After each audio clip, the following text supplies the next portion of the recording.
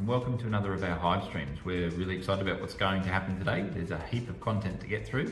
We're going to start with our Apiary Focus. This time we're heading up to the warm and sunny Byron Bay. We're going to look at our Beekeeper in Focus up there, and that's Bianca from Gather By. Then we're going to hop into our lesson focus, which is around how bees are going to be surviving the very chilly winter that's out there.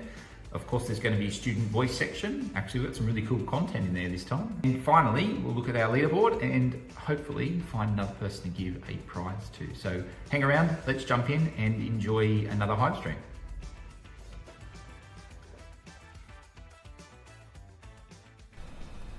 Okay, and welcome to this Hive Stream's Apiary in Focus. Today we're going to be looking at our Byron Bay Apiary, which I think I have saved in here as a project. So let's jump right into it. So Byron Bay is a coastal gem nestled in the far northeastern corner of New South Wales. It's not quite in Queensland, but it's not too far off of it. And this is an approximate location of our apiary. It's not exactly specific, but it gives you an idea of what is around the place. It's known for its vibrant community spirit and is a haven for artist, musician and wellness enthusiasts. Byron Bay on the north coast of New South Wales also includes the area of Cape Byron, which is Australia's most eastern point. So as you can see there, it protrudes the furthest east on mainland Australia, which is pretty cool feat. When you stand at Cape Byron and you look out, you know that you're the furthest that you can be on land anyway. Okay, so Byron Bay, luckily for us, is a paradise of bees. It's got a diverse range of vegetation ranging from rainforests and wetlands, grasslands and mangroves. The region's rich volcanic soil nurtures an abundant plant growth, creating a lush landscape that is pleasing to the eye, but also very beneficial to our flying friends. It lies within the subtropical basin created now by dormant volcano Wollumben or Mount Warning. So the area, like we said, is rich in volcanic soils, which has produced many tropical rainforests that's considered sacred by local indigenous beliefs.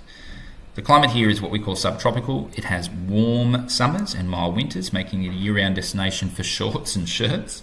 It does have a rainy period through summer, which in turn actually nourishes the vegetation, and where the mild winters, like we're experiencing now, offer quite a comfortable retreat. So when we were up visiting this apiary the other day, we left down here in the Hunter on a almost freezing morning, 1 degree Celsius, and by the time we arrived up there mid-morning, it was 28 degrees and was quite warm.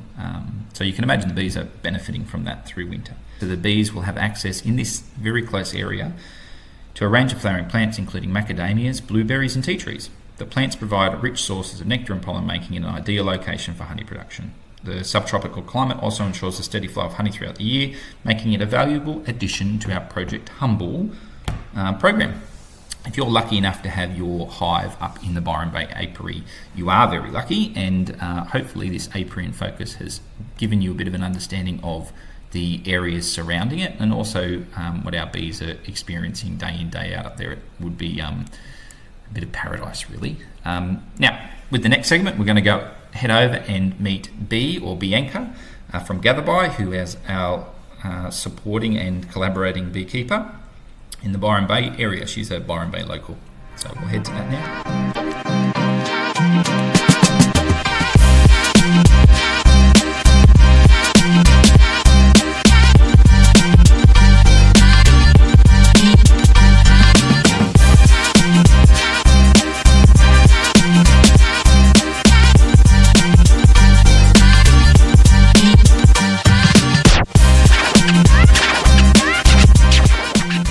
Introduce yourself to the camera.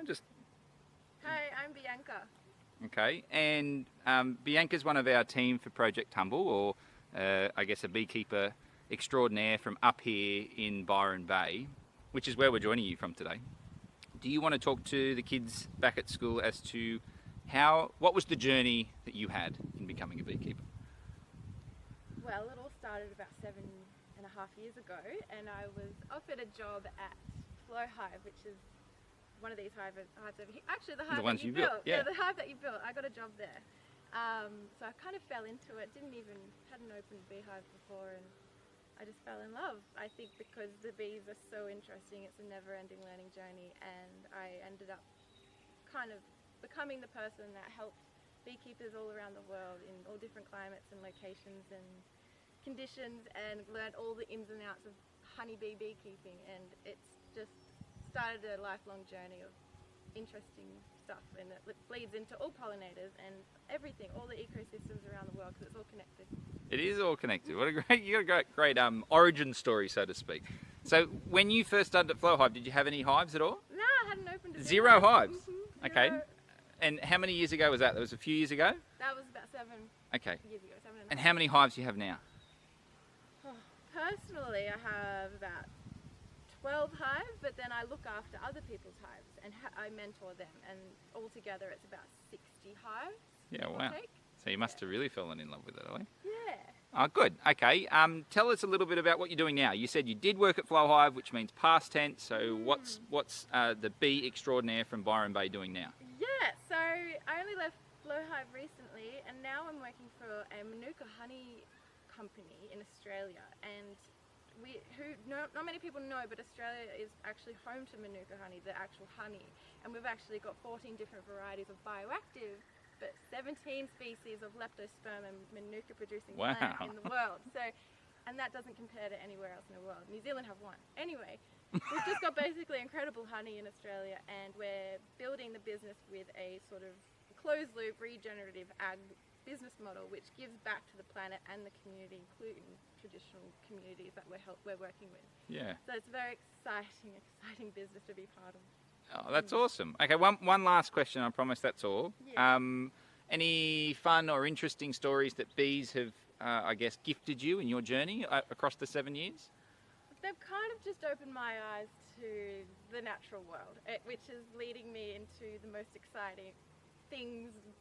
You just see things differently, so that overall is like the most exciting thing. Yeah. Seeing things flower and seeing the actual response of the bees and the environment and what they're actually doing, pollination, what that means for food security, for example, or for all these plants to exist. So every day is a bit exciting. Great answer. Well, thanks for helping Project Humble, and thanks for coming on camera, and we hope that you enjoyed that interview with the bee extraordinaire from up here in Byron Bay.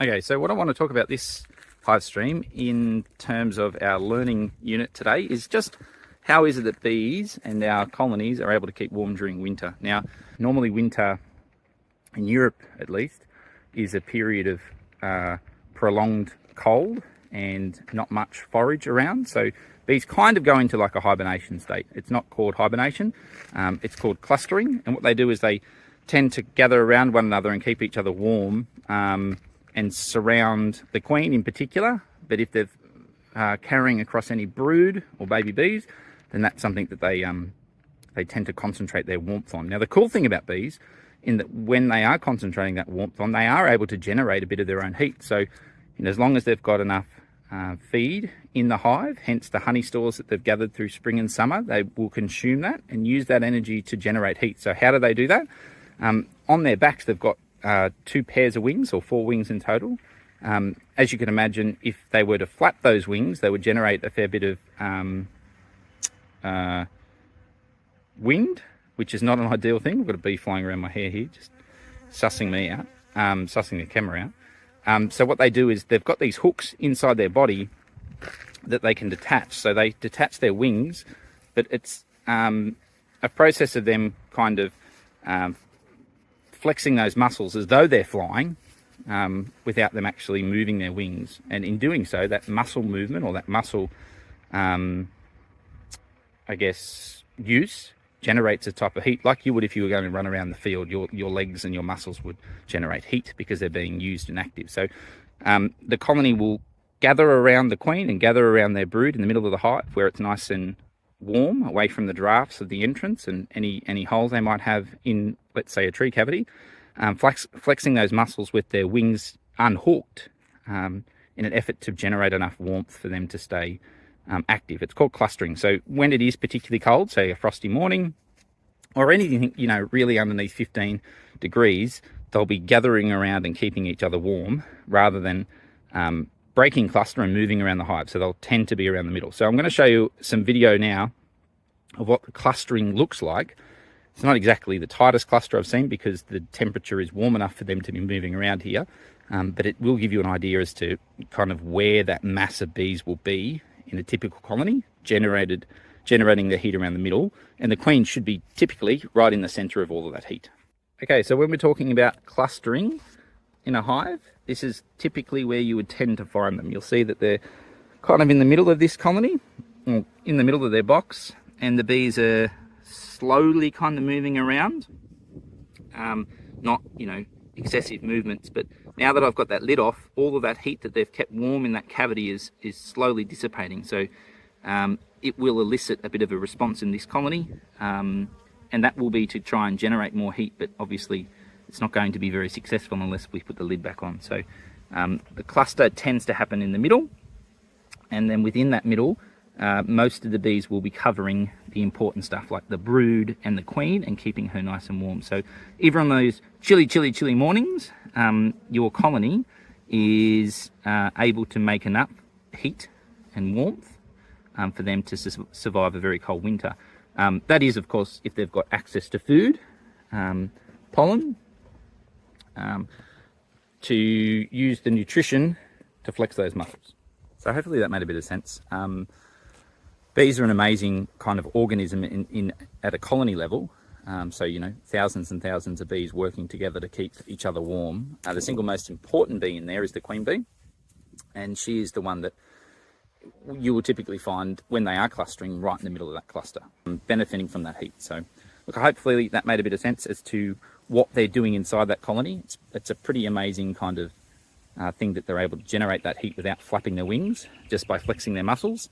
Yeah, hopefully that answered, or that explained how bees are able to stay warm through that winter period.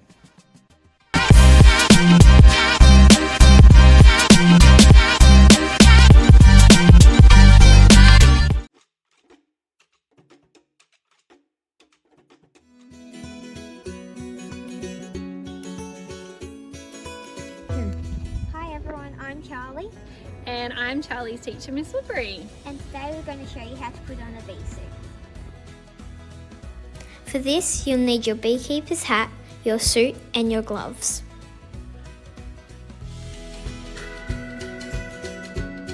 First, you take your shoes off. First, you put your legs in. Then, you pull the bee suit up to your waist. Next, you push your arms through.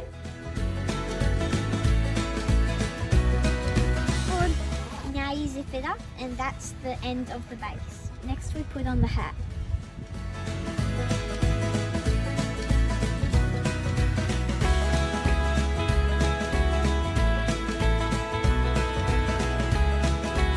Make sure you zip it up nice and tight.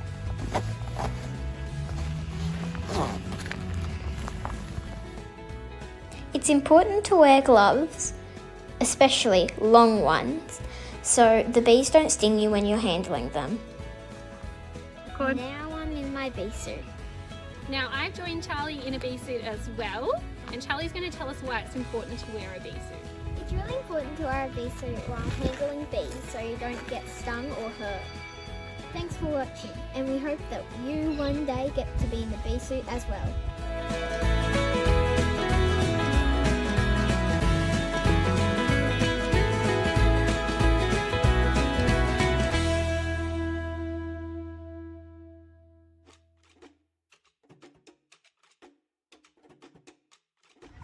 Hi, I'm Emily from Brook Public School, and my question is, how long is the bee's tongue? That's a great question. Thank you for asking that one, Emily.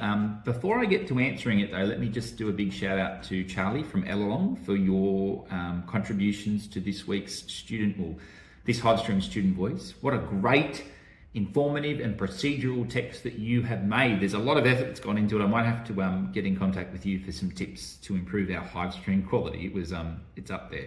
Okay, so bouncing back to Emily's question about the bee's proboscis or tongue. The technical term for the tongue of a bee is called a proboscis.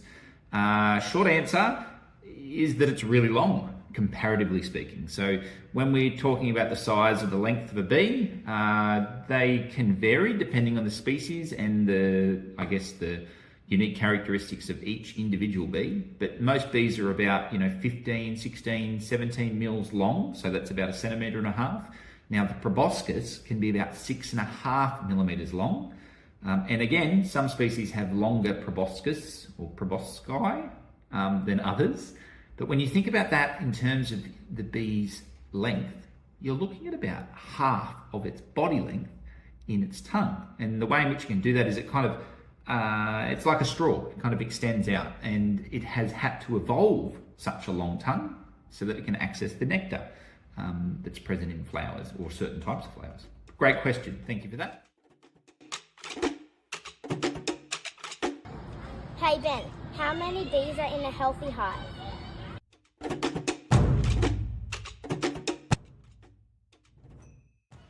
Again, another fantastic question, this hive stream, about bee population in a healthy hive. When we're talking about European honeybees, like your colony of bees, we would expect there to be around 40 to maybe 60,000 bees in there during spring and summer. Now, the number does dip down around this time of year because it is quite cool and a lot of resources are limited, so they will limit the population that the queen is laying eggs to create. They'll also kick out all the boys, which is a pretty cool story in itself, and we will go into detail about that in a later hive stream. But to answer your question, there is a lot of bees in a European honeybee hive. Now, the cool thing about that number is that they work together so well, and there's an element of teamwork because there's no one individual bee that could survive without each other in this particular species. So it's a big number though, 40 to 60,000. Now your hives probably aren't that strong at the moment. They would be, more likely around the 10 to 20,000 mark. Some might be pushing a little bit higher, some might be a tad lower, but still a lot of bees. Thank you for that question. And look, there are other questions that we've had sent in. We're going to save some of those for our next hive stream, but if you've got your own question, you'd like to send it in, have a chat with your teacher and send it through, because your question will get featured in an upcoming hive stream and you'll also get to hear your answer.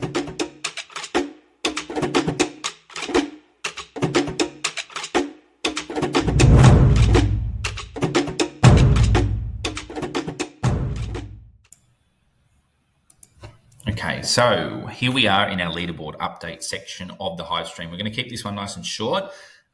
What I want you to know, just in case you've forgotten, is that if you head to our website and you click on the Bees tab, which is here, it will take you straight to our leaderboard. Now, these positions have recently been adjusted based off of our last round of colony inspections. And as you can see, Queen Beyonce from Red Frog for Families is currently our leader. And she's our leader because she has 6 frames of brood, 1 whole frame of pollen or pollinating power, and she's got an excess amount of baby bees going on in their brood box. Now, if you want to see why she's the leader in our competition, you can watch the most recent colony update, which the link is in the description of this hive stream for each of our colony updates, or you can navigate down below and find the bee you are interested in, click on the bee, and it will take you straight to that most recent hive or colony update, which will explain the scores. But you can see here, you need to find where your queen is along our leaderboard, and we have all started the challenge with some points, which is exciting. But we fully expect that these will change throughout the term and throughout the year. So keep a close eye on this. What we will do from this moment on is that each time we have completed an inspection out at our apiary, we will be adjusting the leaderboard and we will send through an email to your teacher as to when that has occurred for your bee. So when we're out and we're looking at Queen Ella, for example, if we make an adjustment to the leaderboard and the scores, there will be an automatic email that will go straight through to your teacher to say, hey, we're out there, we did a colony inspection, we have some new scores, be sure to check out where you're sitting on the leaderboard. And excitingly, in the next hive stream, each colony will also receive a video update to explain their scores. So like we explained for Queen Beyonce, if you want to check in with why your bee, your queen bee and her colony has the scores that she has, you can look for that link in the description of the Hive stream, or alternatively, like we explained just a moment ago, on the same tab of our website, come down here, find the bee, click on it, and it will take you to that most recent video. That's all for the leaderboard section. Congratulations so far to Queen Beyonce, but congratulations to all of your colonies. They're all off the mark, and we're looking forward to watching how this changes. And we are fully expecting it will change quite a lot. Thanks. So it's time for our final section of the Hive stream. That brings us to our prize giveaway section. It's been quite a small amount of time since our last prize giveaway, and we've only just received the sizes of the shirts that the students picked, so I don't have any footage of me handing them out. But today, I can't go past the amazing efforts of Charlie with your PowerPoint/video/informative/procedural text. So we are definitely going to be finding you for a prize pack. Congratulations, well done. For those of you that have also sent through work samples, we've received a lot of photos, we've received a lot of those questions. Keep them coming in. It's really, really encouraging to see. And for me and from our team, it's a really enjoyable part of this program, seeing the wonderful work that you're doing back in your schools with your classes. For now, that's going to bring us to the end of the Hive stream, but I do want to just shout out, make sure that you're looking into those foundation lessons, because the very exciting merch lesson has dropped, and we're super excited that it's there and can't wait to see your designs. For now, from the Humble Hive team, Project Humble, thanks for joining in. Can't wait to talk again soon. Bye for now.